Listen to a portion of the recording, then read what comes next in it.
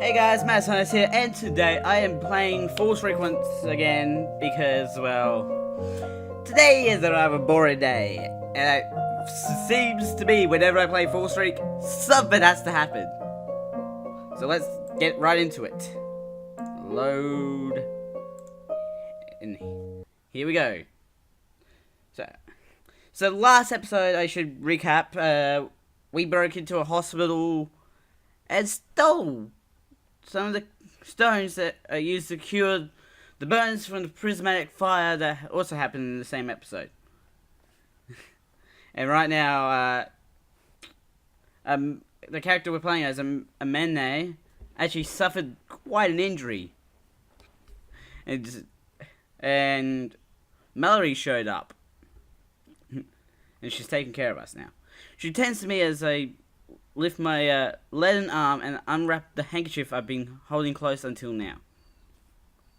These things, they're the way to cure the burns. Take them and go. After delivering that message, I let my arm drop back to the ground. I shut my eyes. Now, even if I died, it wouldn't be in vain. Kalia and Ortune, Lynette and Domont. With this, they'll be saved. Mallory? When Mallory doesn't respond, I force my eyes open. Amy, you idiot! Her outburst stuns me into silence. I thought you promised. Why? Why do you always try to bear the weight all alone? Mallory, you're always like this. Always leaving me behind. Always trying to go somewhere by yourself. Don't you understand how scary and lonely it is? Wondering where you are? Wondering if you're safe? I hate it. Something hot and wet begins to drip onto my bare skin. You know, I've been looking for someone all day. When I couldn't find them anywhere, I didn't know what to think. She's someone very dear to me, you see. We've been through so much together. But sometimes she puts up a wall around herself, isolating herself and never letting me worry about her. Even though it hurts so much when she does that, I can never bear the thought of losing her, you know? When Mallory finishes dressing my wound, she begins doing something inexplicable. She begins stripping off her clothes and putting the uniform I had been wearing on. What are you doing? Dread begins to well up in the pit of my stomach as I realize what she's trying to do. Even now, the sound of voices and slamming doors was drawing closer. You're being chased. Her voice was calm and steady, but not even the darkness could hide her trembling figure. No. No, don't. Ignoring me, she starts dressing me in her original clothes. Those people have lost their minds. Even if she managed to turn herself in, not even the guards would be able to protect her. I know, that's why we can't let them find you. Don't go. I grab her hand as she secures the handkerchief containing the cure back on me. Amy, for as long as I can remember, you've always been the one protecting me. I'm not as strong as you, or as clever as you. But even I have things I want to protect. Idiot. What are you going to protect with these hands that are shivering so much? Please take care of my children. They're just like their mother after all. Little cry babies that get lonely easily but try to act strong. Mallory smiles that stupid smile of hers. The smile twists and clenches something in me. It breaks and burns me. Goodbye, Amy. No. I'll see you later. Her voice quavers as she slips free of my grasp, leaving my outstretched hand behind. I wanted to stop her. I wanted to stop her with every fiber of my being. But there was no longer any strength in my body. Even now, darkness was encroaching on my vision. No, stop. I try to push the darkness back. Stop. But unable to resist any longer, I sink into a deep sea. The image of her receding back burned into my eyes.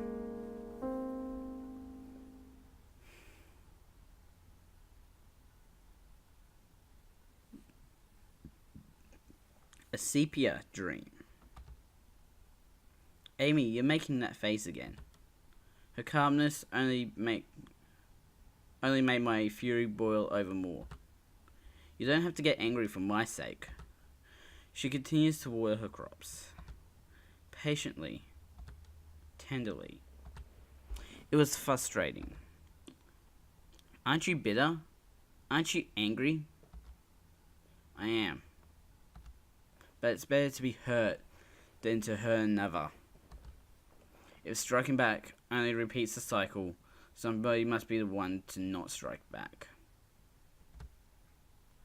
That doesn't guarantee they'll stop. What if they keep hurting you? Even if it takes a while, I believe that they will stop. Because I believe, in spite of everything, that people are truly good at heart. I couldn't accept what she was saying.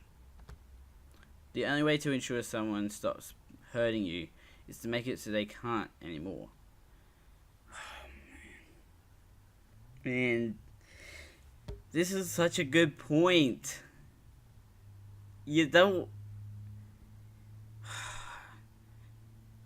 Because, like, both work, but obviously not beating someone up is better. You know, when you hurt others like that, you end up hurting yourself as well. Yeah, that is true. She stops and stands there quietly for a moment before looking back at me with a sad smile. That's why it always seems like you're in pain, Amy.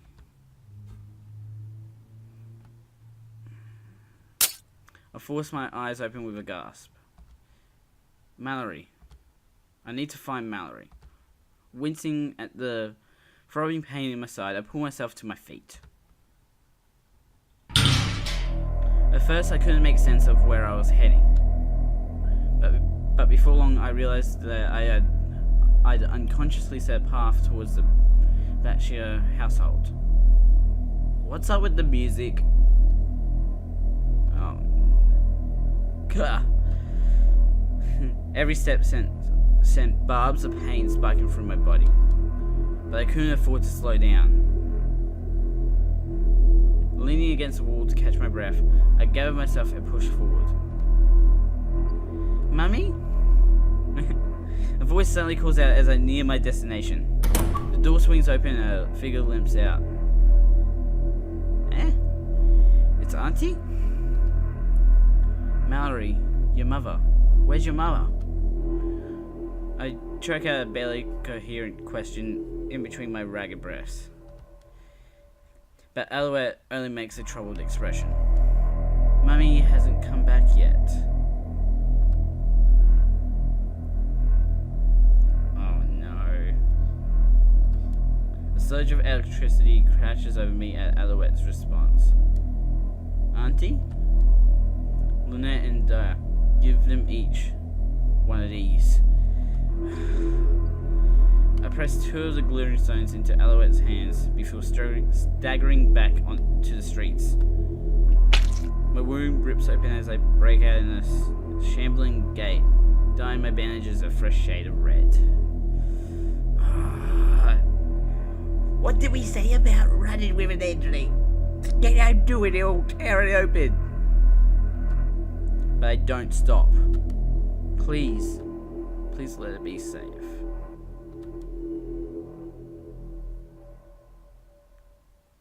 Dizzyingly fast, yet nauseously slow, time taunts me. No matter how much I tried to push my body forward, it felt distant and unresponsive, like moving against an underwater current. I'm almost there. Once I clear the top of this hill, I'll be able to see it. Ashen News, Socatrine's main hospital. A place that bore an unspeakable secret. I claw my hand into the earth, clawing myself to the peak. However, the scene that greets me offers nothing but despair. The area was bathed in a sickening shade of light. Torches. The source of the light was a sea of torches. She's the reason. The people bearing those torches were crying out for blood. She's the reason so many haven't returned.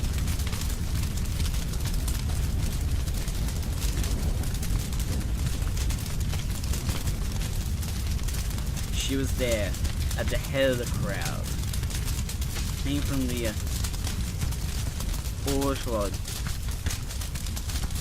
her arms bound by rope. See, and the hospital's not going to do anything about it. This is their scapegoat now.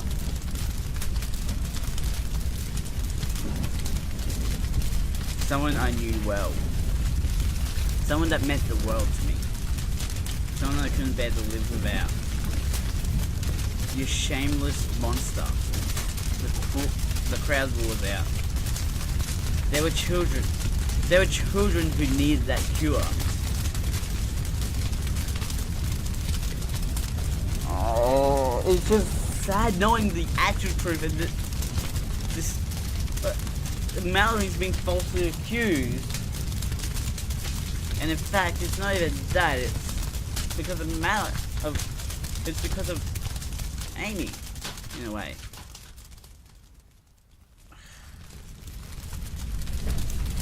How could you? Mallory's head whips back as a rock soars through the air and strikes her. A thick line of blood begins to trace down her face. But even then, she doesn't move. She doesn't say a thing. She's not human. She killed 5 guards and injured 2. She even admitted to it. Mallory. Why? I saw her running from the hospital earlier today. Oh my darling. What did he ever do to you? He was just doing his duty, and you killed him. You killed him, you monster. You witch.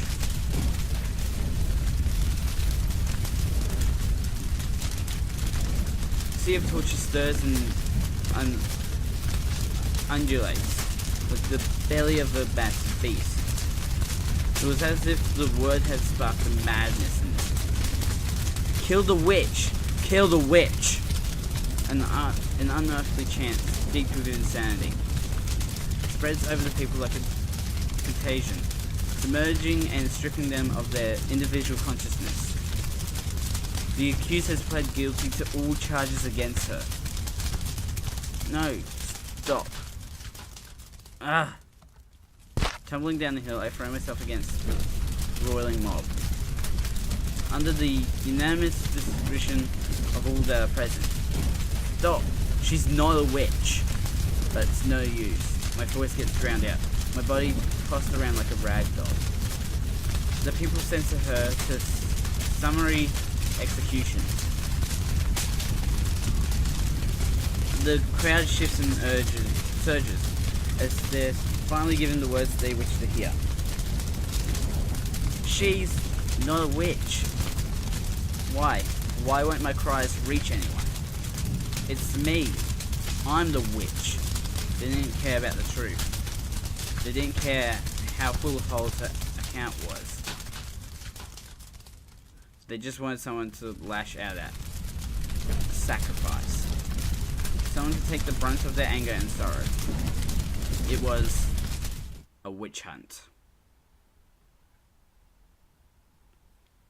That doesn't make sense. Mallory. Kill her! I watch. Watch on as the candle falls. I watch on as it hits the ground. As it ignites the oil. Transforms the world. Burn her. The pyre dyes the sky a hellish glow. But rather than sate their bloodlust, it only seems to amplify it. Rock after rock, torch after torch, and curse after curse. Without end, they pelt her defenseless figure. Burn the witch. It wasn't enough to kill her. They wanted to trample everything of hers into the ground. To grind her memory into dust. No. Why had I forgotten? People are monsters. They're driven into a corner. When driven into a corner, they'll turn on each other. Devouring each other. Eating away at each other. Until nothing remains. Nothing but ash.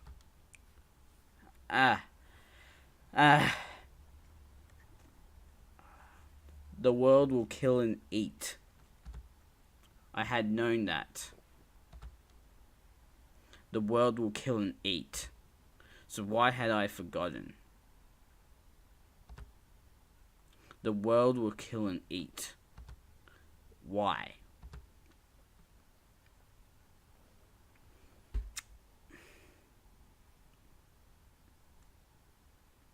See, that's the thing. It's like when a person comes when a whole crowd of people come unite on a thing. That's what becomes the truth. The lie becomes the truth, and the truth becomes the lie.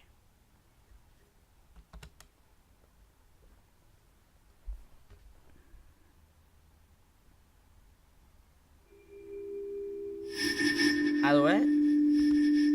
Yes, Looney? When are Mum and Papa coming back? They'll be back soon, Auntie said. She said the adults are going to be busy, so it's my job to look after you and Dyer. If Auntie said so, they'll definitely be back. Oh. I'm hungry. I hope Dyer finds something for us to eat soon. Oh yeah, they got their cure. But what about Kalia and Orchune? They didn't get theirs. There's nothing left in the kitchen, right? Nope, nothing. Dyer went outside to look for food. When I gave Linny and Dyer the pebbles Auntie gave me, they got all better. But even though it stopped spreading on Linny, it still covered a lot of Linny. She couldn't move well, so she was in bed. I feel bad. Does it hurt? Oh, not like that. You and I are doing your best. But I'm just laying here and sleeping. But that's not Linny's fault. Alouette knows. Linny can sing. It'll cheer us up. Oh yeah, I just remembered I learned a new song. I don't know what the words mean, but it's really pretty and it's about you. Alouette wants to hear. Wants to hear. Okay. I'll do my best. Linny takes a deep breath. Alouette. Gentle Alouette. Alouette. Gentle God damn it. I don't know French. Gah. Plumerai. Jete plumerai. La terre. Jete plumerai. La terre. Et la tete. Et la tete. Alouette. The door makes a loud sound. Someone threw it open.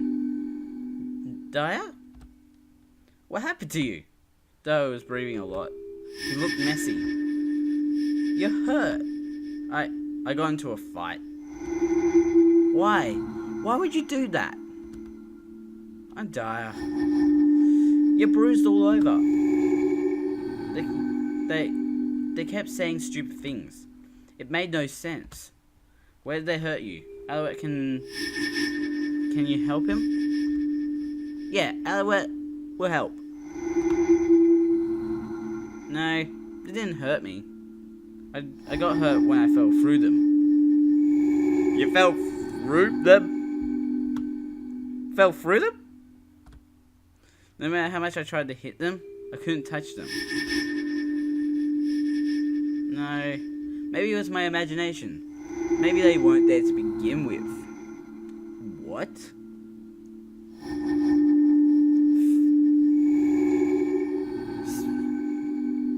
Am I seeing things now? Or ghosts? No, not ghosts. Daya grabs his head. Just stop already, no more!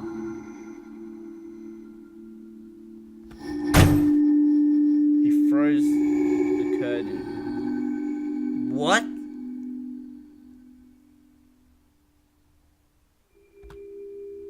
Outside looked different.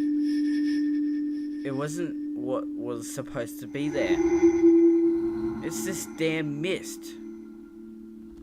No matter where I go, I don't go anywhere. No matter what I see, no one's there.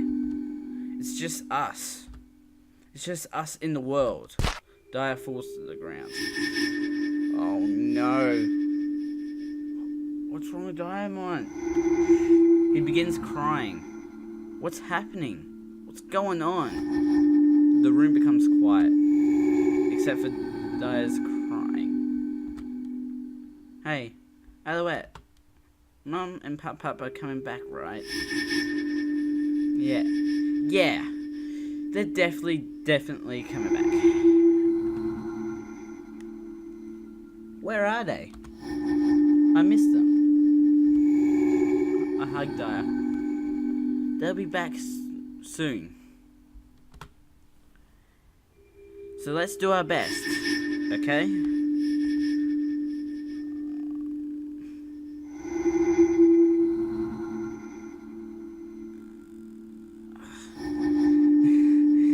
Jete plumerai les yux. Nah. French people, I am never gonna understand your language. I'm not gonna try reading it. It's on the screen. Alouette.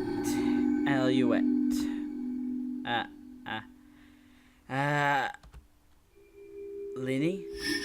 Your voice sounds strange. Eh? That's weird. Why is that? Oh. The front door. I think Daya's back. Maybe he found something? Daya? Daya looks strange. He was all messy. Daya? What's wrong? Mum and Pop aren't coming back home.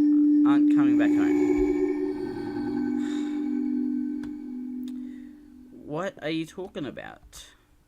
We're all alone now.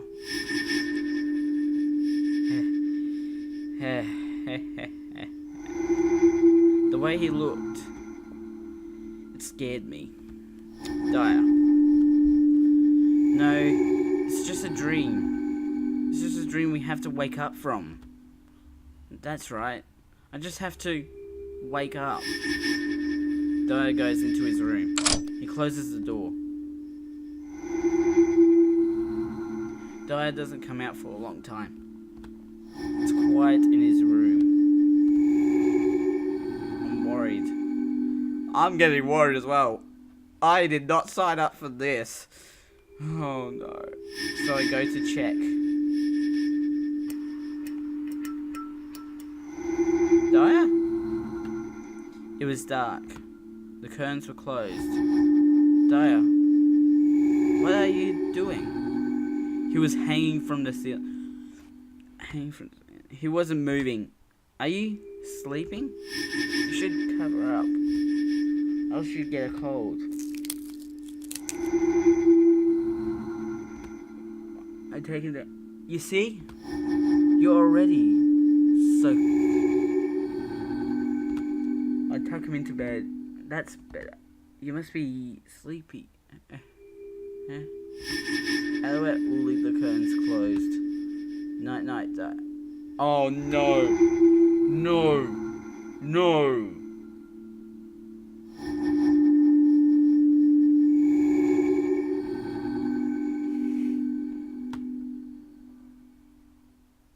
Alouette. Lenny doesn't have to sing if she's tired. Okay. I think I'll sleep a little then. Okay. Alouette will stay at Lenny's side. No! No! You need to be at Dyer's side right now! Alouette will watch over Lenny. I pat Lenny's head. Sweet dreams, Lenny. Night night, Alouette.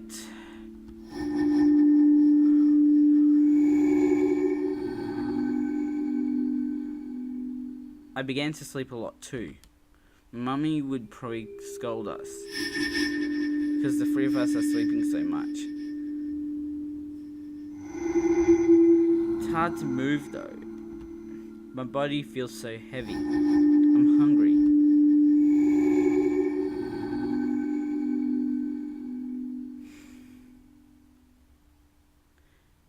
Auntie? Auntie came to visit. I'm glad. It's been a long time since someone visited. Food. No, Alouette will eat after Lenny and Dyer. They haven't eaten. The two of us go up to Lenny's room. Look, Lenny. Auntie brought us food. Say, Lenny was still sleepy, so I help her eat. Auntie makes a strange face though, like she was in pain. I hope she's not hurt.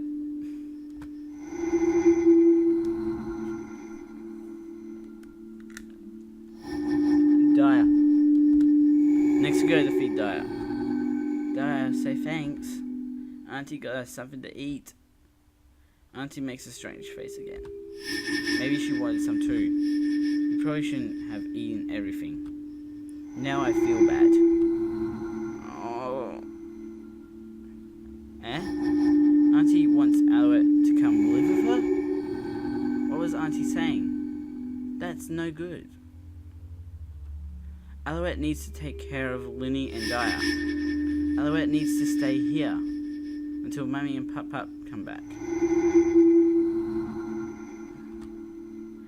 Alouette will be a good girl and wait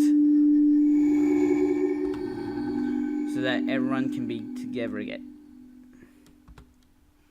Everyone together. Together again.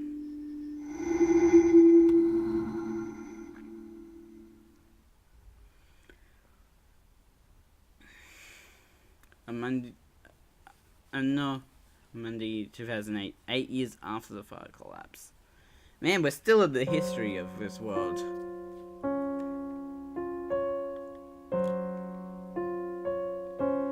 Dinner's ready. Tris, can you go get your mother? a nod and stick and a thumbs up. So now we're back with Tristan. Man, we have experienced in the last few episodes. We've had quite the jump. We've gone from first character to Callie and Tristan to Amane, and now we're back at Tristan. Well, actually no, we'll Alouette for a bit, even. Hey, Cal. Hey, Cal. At least wait until your mother gets here before you start making a mess. You make a mess when you eat too, you know. So how many times do I have to tell you not to call me Cal? How do you always find the worst possible way to shorten someone's name? Sounds even dumber when you shorten Mummy's name. Okay, just calm down. You're sending food all over the place.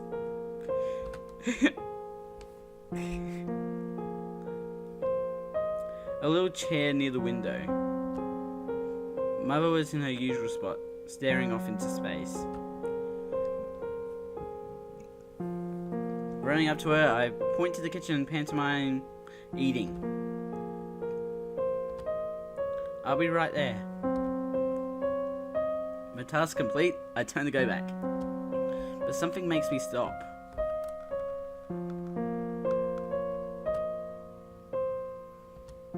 For as long as I can remember, Mother's always been a quiet person. But has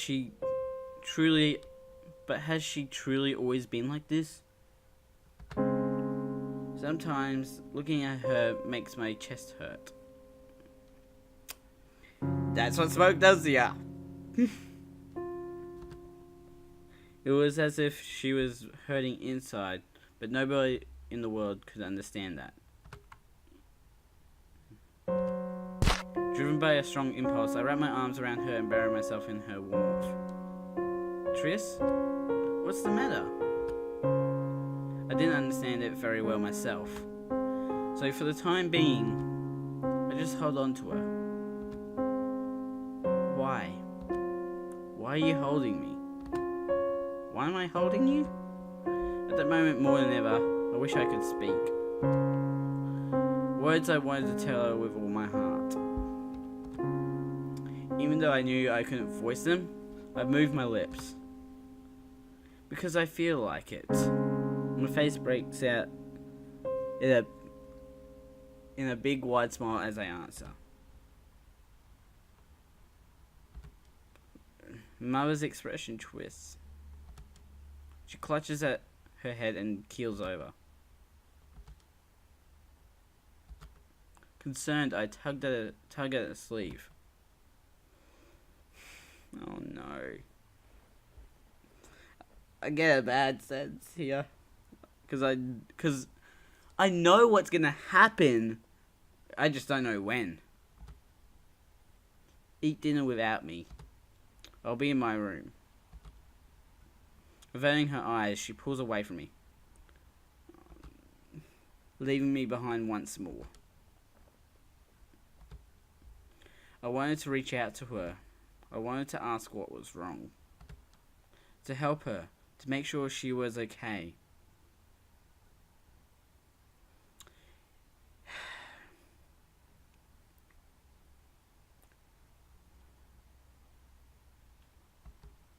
But in the end, all I can do is gaze at her receding back.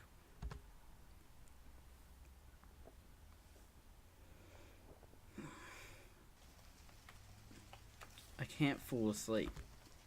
Mother, the expression she had on her face, I couldn't get it off my mind.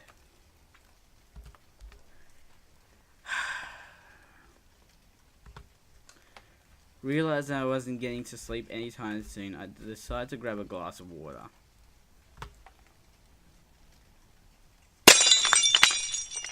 Jeez. The sound of breaking glass. Someone was in the kitchen. Oh no. Who's in the kitchen?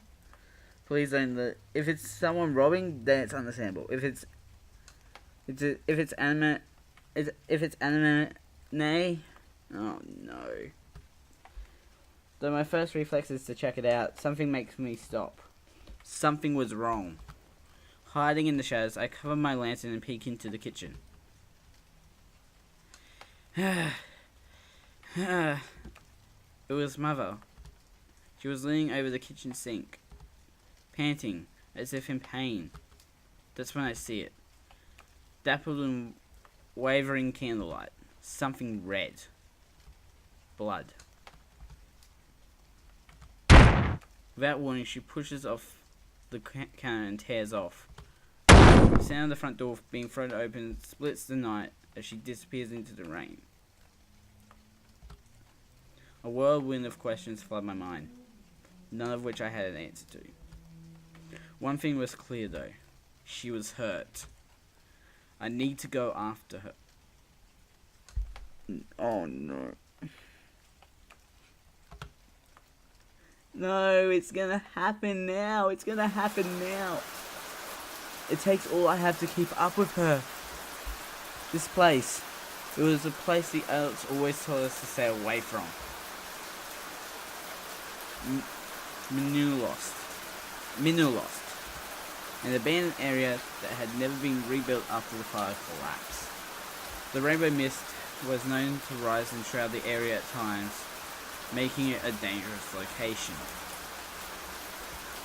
Why was she here? Where was she going? The question swirling in my head only continued to grow as I chased her through the ruins. Under the falling rain, even the light from my lone lantern felt feeble. Suddenly, Mother stops moving.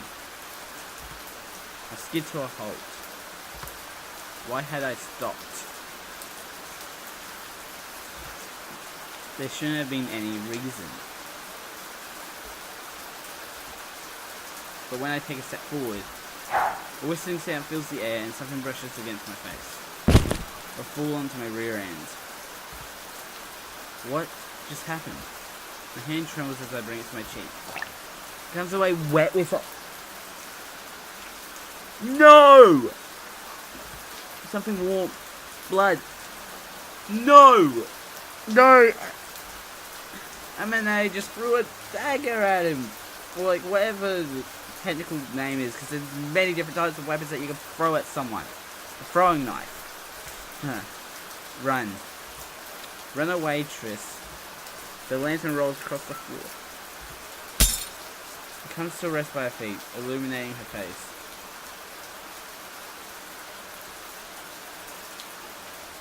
However, the face that I behold does not belong to someone I know.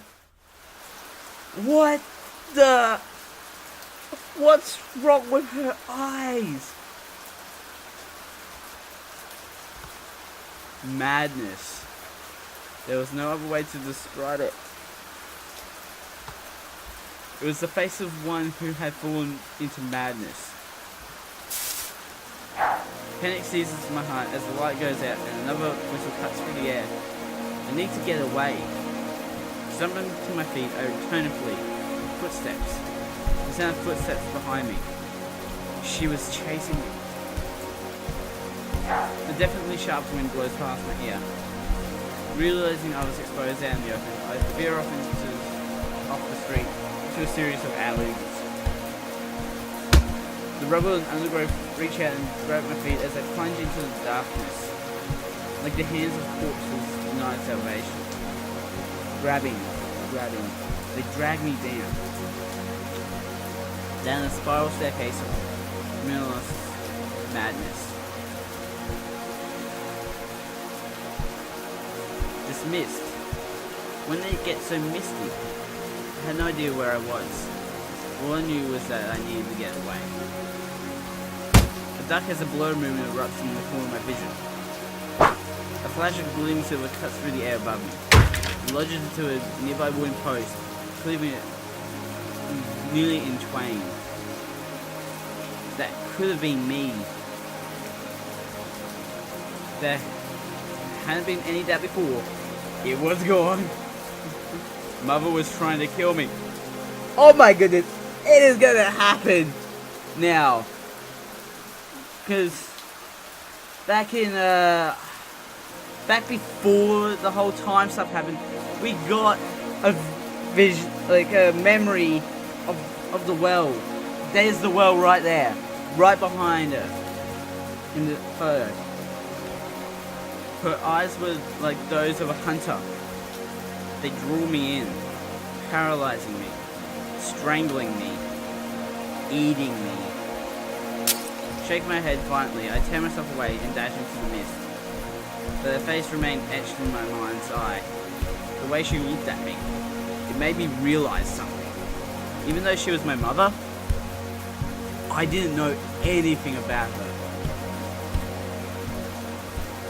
Nothing about her past, nor anything about her current self. What was she thinking? What she was feeling? They were all faraway things I didn't understand at all. All I knew was that I was her prey.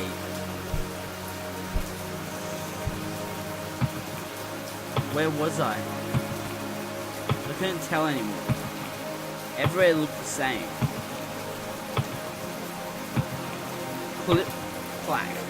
Clip, clack. Unable to rest. Unable to breathe. It shouldn't have been possible. But every time I try and slow down, it becomes deafening. The sound of footsteps ringing through the night, ringing through my skull. I can't stop. I can't stop moving. Because if I do, I'll...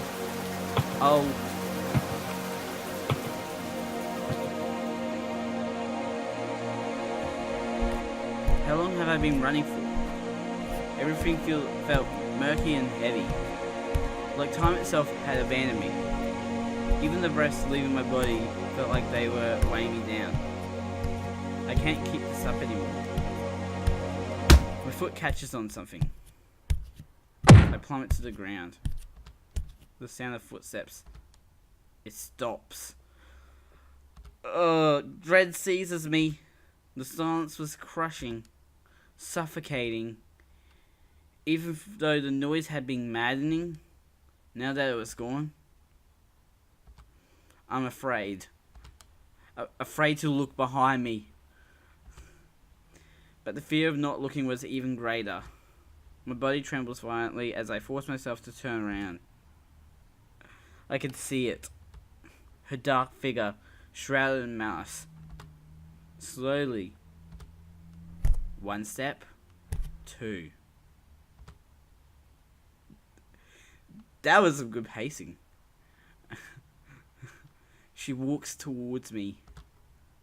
Clawing at the ground, I drag myself away from her. The moment my back hits something, silver flashes. Driven to desperation, I grab her arm and try to push the knife back. But there was no use. Slowly but steadily, the knife inches towards my throat. Oh, Amade, you were so cool, but you're gone mad. Just when the tip is about to sink into me, though, I notice one of her hands was pressing the blade towards me. The other was gripping the edge. Gripping tightly, as if to stop it. The blood from her trembling fingers spills down. Yes, Amy. Yes, Amy. Fight yourself. It trickles onto my bare skin. Oh, we don't need some air butchering here, though. All of a sudden, something crumbles at my back. A sense of weightlessness grips me. As I tumble through the darkness, a thought crossed my mind. Am I going to die? It's happening. Shutting my eyes, I resign myself to fate. But then, as if to shield me from the darkness, something wraps me in a tight embrace.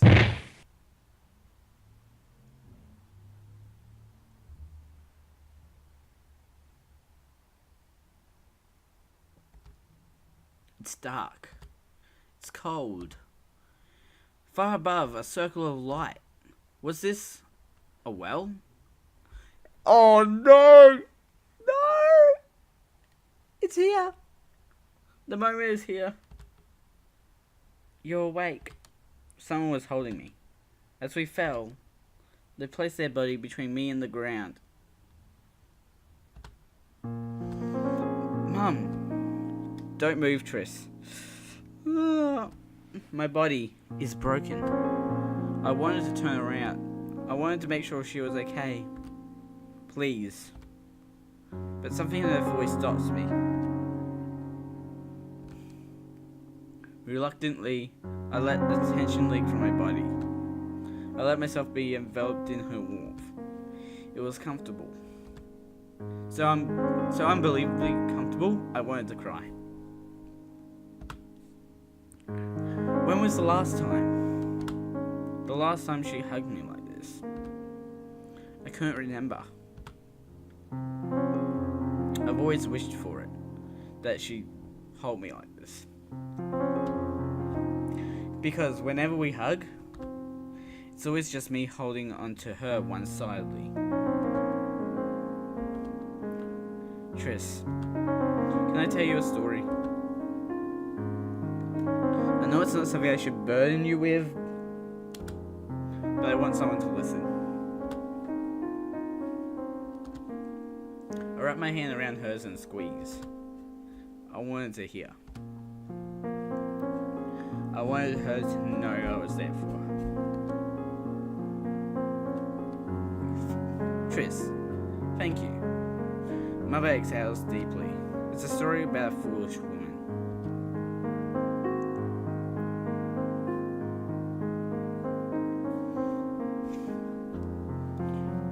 A broken woman who lost her pieces.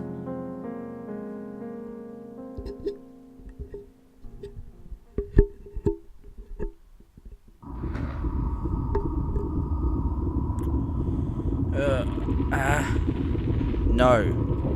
For a long time my consciousness drifts through a haze.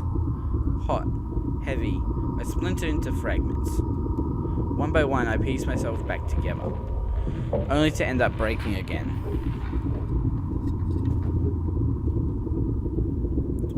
Burn the witch. It plagued me as I flickered between wakefulness and the border dream. Visions of her burning figure. Mallory. Again and again. Again and again. No matter how many times I try to reach out, my leaden body doesn't make it.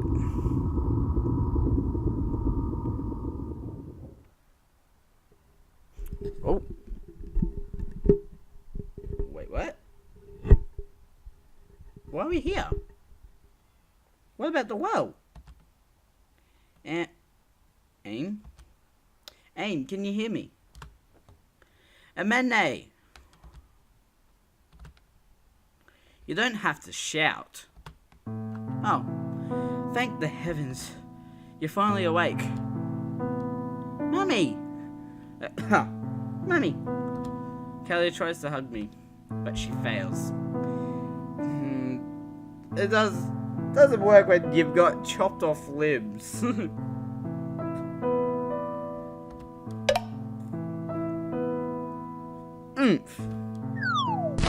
Muffle pump. A muffle pump boing sounds out as she face plants onto them.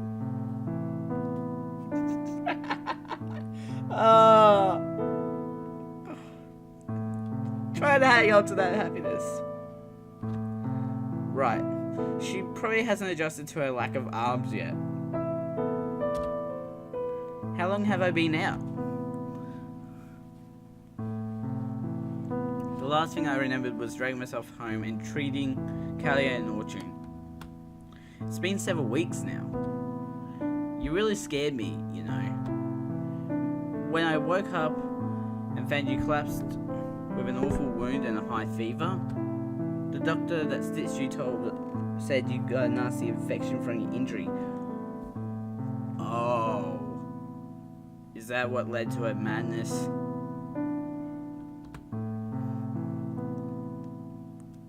Sometimes you'd wake up to eat and drink and, you know.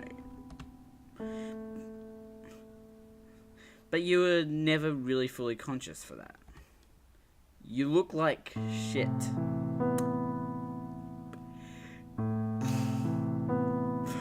There goes the PG rating on that game. Although, left when we took a left turn back in episode 5, so, yeah. There were dark bags under Orchard's eyes. Let's just say I've handled enough shit to justify looking like it. The aftermath's been pretty rough, but I'm glad you're back with us.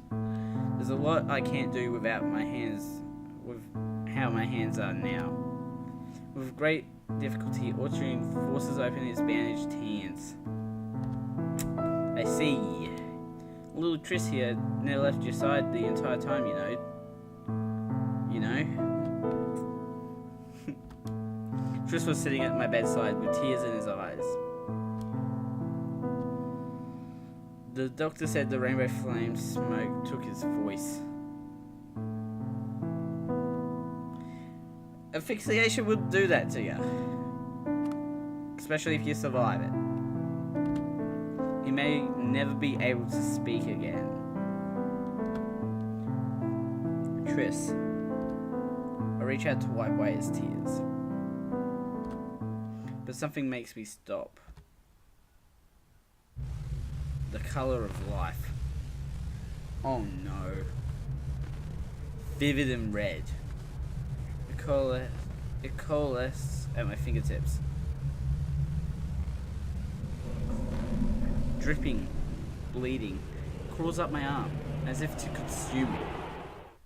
When I blink my eyes, it vanishes. Oh no. Oh no. Signs of madness. You see things that aren't there. My hand falls short of Triss's cheek. Although, quite ironically, it's what happened to her hand anyway. So, is this like her piecing together her memories now? As if way down by a shackle, it drops back to my side. Or June. How are the Batshire children doing? About that, I tried to check up on the Batshires the other day, but for some reason, all the Mineros has been cordoned off.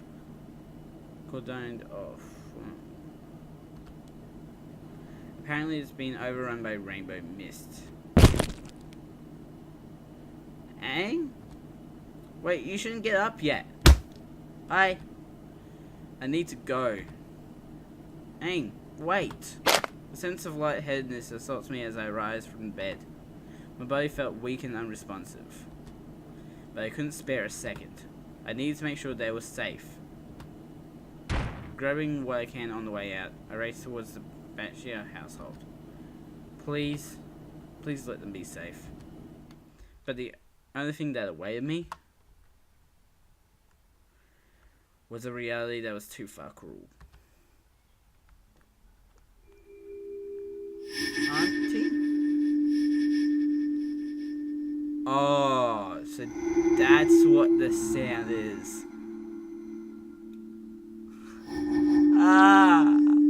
Oh, it's pale and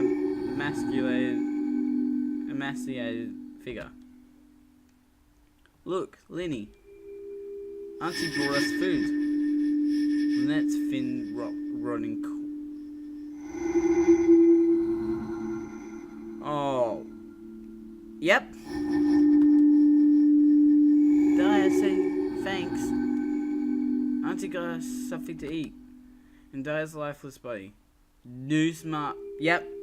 Oh. Small around his neck. No. Daya hung himself and Lily died from inactivity. Because of me, Mallory had died. Alouette will be a good girl and wait. And now, her children as well. So that everyone can be together again. Please take care of my children. Everyone together. They're just like their mother after all. Together. Little crybabies that get lonely easily, but try to act strong. Again. So this is like, we see the same moment, but from a different perspective. I couldn't protect her. I couldn't even protect what she had left behind. Her last request, her dying wish, it had been for their sake. But even that modest wish of hers, I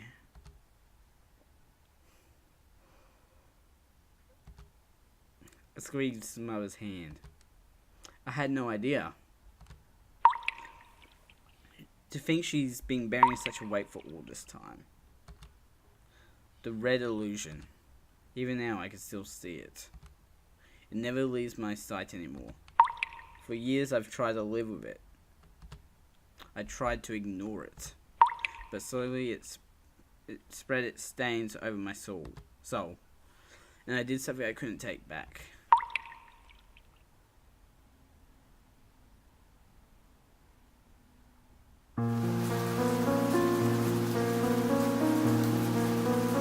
Wow. I can see it. This world is what's wrong. A vivid illusion that rationality cannot beat. The world is wrong. The world is broken. I am broken. The world is my enemy. A red that overwhelms all else, blurring the monochrome canvas of the world. Colours. The more I tried to scrape it away, the more vivid its hue became. They made my vision insane. No matter what I do, it won't go away. My vision is insane.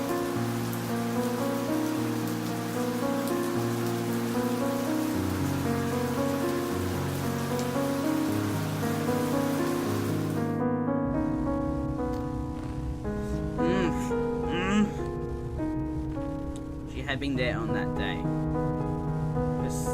Her soul had roared for blood, and had feasted as it was given to her.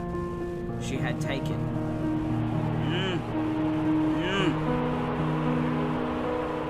If the world will take, the world will kill and eat. Then I too will take. This is cool! I too will kill and eat.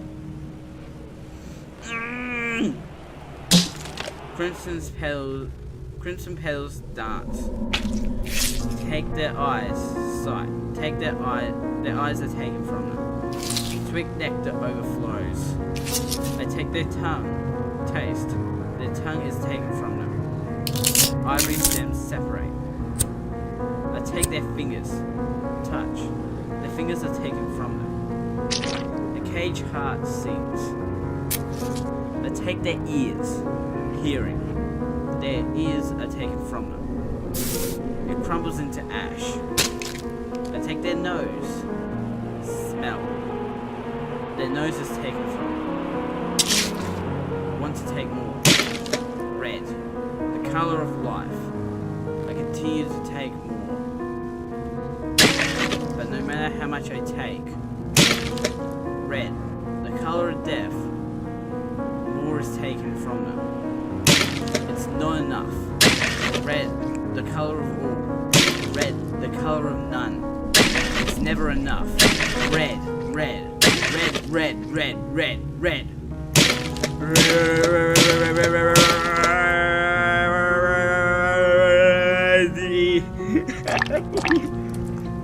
Oh, that is That is pure red.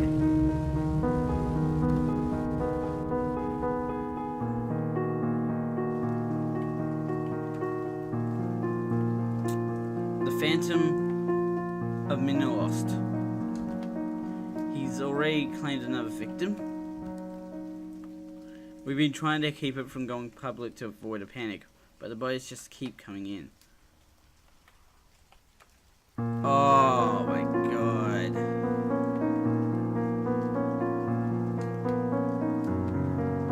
I haven't had a wink of sleep in a while. Forget about shut-eye, Dad.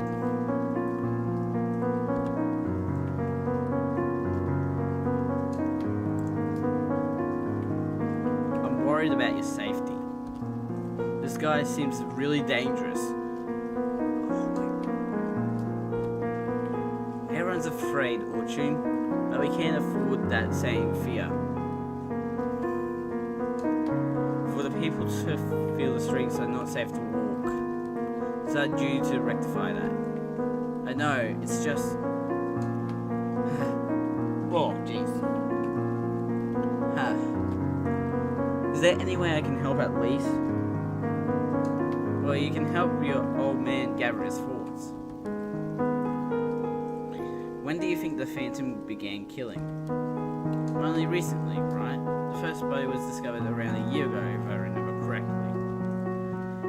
I don't think that's the case. I think they've been murdering people since the fire collapse.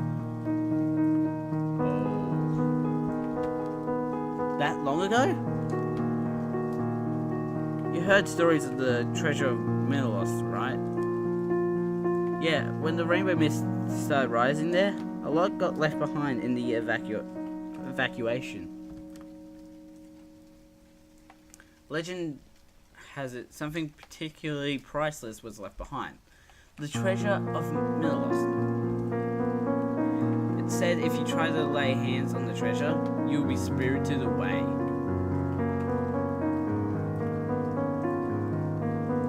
But of course, it's only a legend. Tell me, Orchard, what do you think the best way to get away with murder is? I guess I try to pin the blame. I guess I try to pin the blame on someone else. Come on, boy. If you try to think for just a second, you'll see how many ways that could go wrong. This is elementary stuff. Honestly, you're like a child sometimes. Okay, genius detective Cordero, please enlighten me. I should have spanked you more when you were a child. Anyways, the most effective way to get away with murder? It's simpler than you think. You just have to make it so the body is never found. There's no need to fool an investigator if they're not aware a murder has even occurred. Are you saying all legends have at least some semblance of truth to them? Several people really did go missing after trespassing into Minilost. Mainly looters looking to plunder what was left behind. But the way the victims disappeared without a trace, it's always too clean. It reeks of human hands. So do you think those mysterious disappearances were murders? The Phantom's work?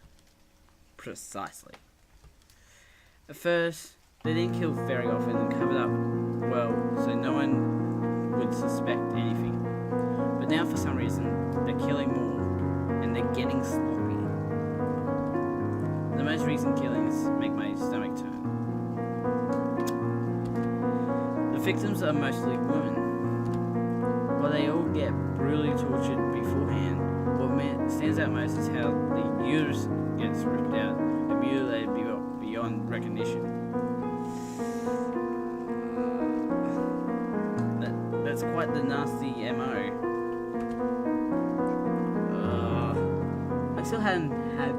I still haven't had dinner yet, you know.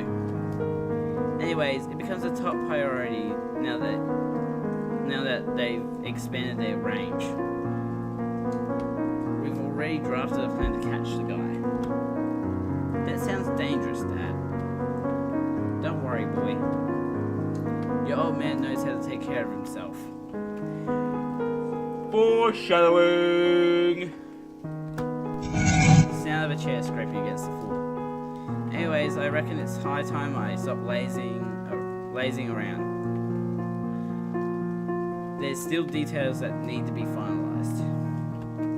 I'll catch you later, son. Be careful, okay? Footsteps. From the neighboring room into this one, they ring out. Oh, you were here, Mene? Oh. Yes. Oh. Oh. I did not realize it. I was so focused on reading that I didn't realize that it's been spreading. That is well done. Holy balls, I did not see that. Also, what's up with this spot right here? My son tells me you haven't been sleeping well recently. A lot of people with that haven't with that serial killer running around. You could be talking to the very person that's doing it. But you should be able to rest easy soon. The Socotroni's guard is planning an operation to take care of it. I see. Hey, just between you and me, Cora's voice drops to a whisper. What in God's name made a lovely lass like you marry my son?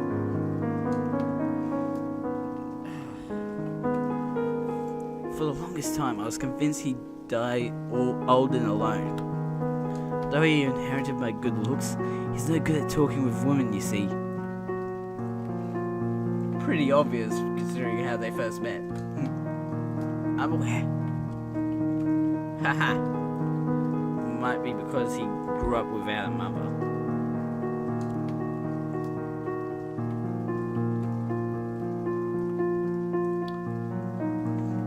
Caldera's gaze grows solemn and distant. You know, I'm proud to call you my daughter-in-law. When the fire collapse struck, I went ahead and got injured like an idiot and couldn't do a damn thing. But you didn't let that stop you. I heard it all from Fortune, how you hauled him and Kalia all the way to News and back to treat them when they got marked by the rainbow fire.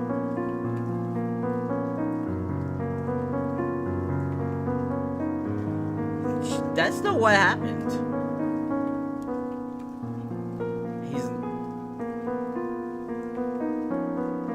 lying now. Or maybe MNA starts to lie and Fortune's just protecting his wife. Even though you had a nasty wound, leagues worse than your own, you placed them first, pushing yourself so hard you ended up bedridden for weeks. You thanked me enough for that already. Sorry.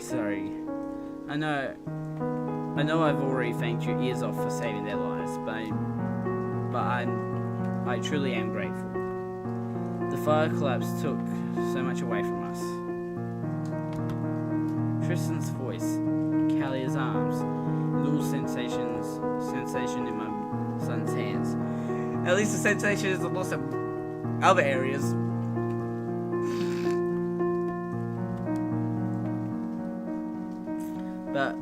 But here we are now.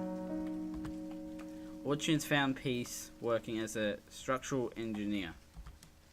When he lost the ability to do intricate craft anymore, he was so depressed, but was able to move on. With cute grandchildren as well. They're both grown up so happy and healthy. By the way, those little rascals run around playing without a care in the world. Oh, it's inspiring. I just realized I read that sentence wrong. I'm not going to reread it. It's all because of you. Your strength and kindness is the glue that holds this home together.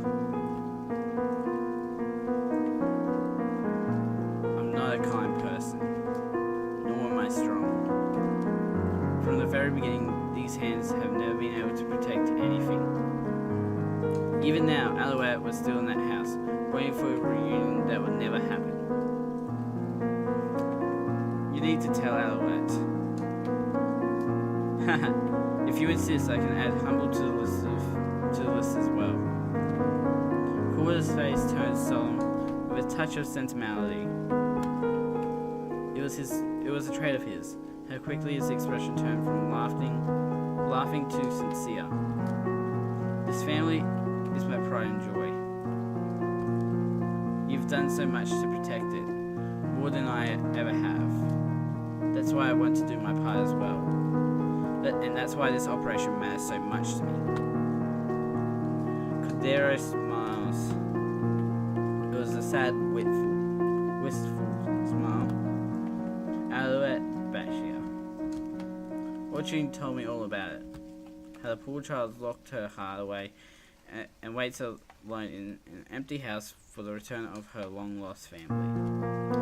Even though it seems hopeless, you still venture into Menelaus to support her, never giving up on her. You're an amazing person, you know. It gouged into my heart, the way he looked into my eyes with earnest admiration. I know how much you treasure Alouette, how much you care about her. So in order to protect you two, in order to make sure it's safe for you two, I'll do everything in my power. I'll see this operation to the end without fail. Cordero turns to leave, conviction in his steps. Cordero. You know, I'd really like it if you could call me your father. Daddy also works. I've always wanted a cute daughter to call me that. I'm kidding. Just like a little old geezer humor. Just a little old geezer humor. Don't go. Oh. Huh? Don't go after the Phantom. You're scared as well, aren't you? It's only natural. No, dude. She is the Phantom and she's trying to protect you.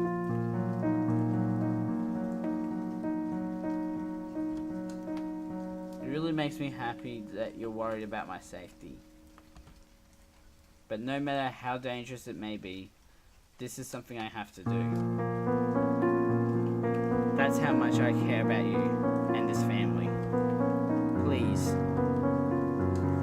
You always handle everything so well on your own that I've always wanted a chance to let you rely on me. So just this once, leave it to this old man of yours. Stop. I'll see you later, man.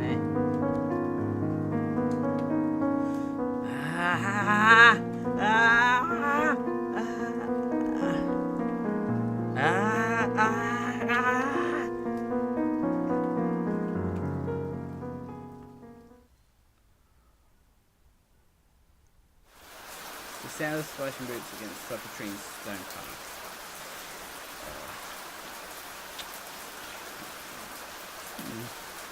You know what? I am going to leave the episode here. Oh my gosh. So many twists and turns. Should it save? Yeah.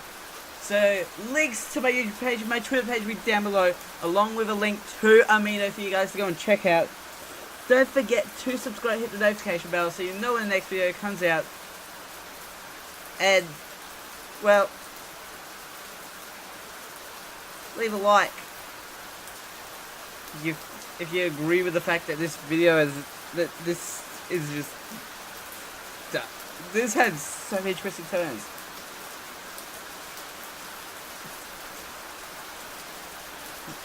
I'm the Mad Scientist. Mad Scientist out.